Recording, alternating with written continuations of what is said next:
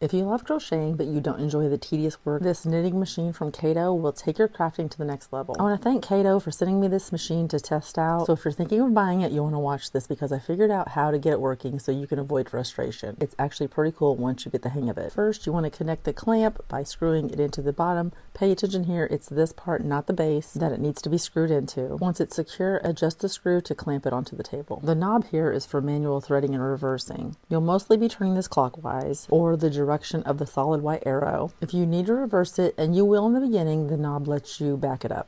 The manual was a little bit tricky to understand when it came to threading after hook 4. I wasn't sure what to do at first, so I'm going to show you step by step how to get this threaded. You got to run the thread through the hole first and then over the top in the groove. You can use the provided hook to thread the machine and add a little bit of a temporary weight to this until you get it all set up. Pass the yarn through the center, pull it to create some tension, and leave the hook on the yarn for now. So now you want to go ahead and unhinge all the hooks and don't close them. I was making the mistake of closing them up after I placed the yarn on them, and that is not the right thing to do. I think the hardest part is getting the right tension to keep the yarn on the hooks. Start with a lightweight yarn, at least until you get the hang of things. So you have to hook your yarn under the first hook, and you're going to start turning this clockwise or in the direction of the solid white arrow if that helps. So you're going to skip the second hook, you're going to place it on the third hook, you're going to skip the fourth hook, and then you're going to put it under 5th, 6th, 7th, and 8th.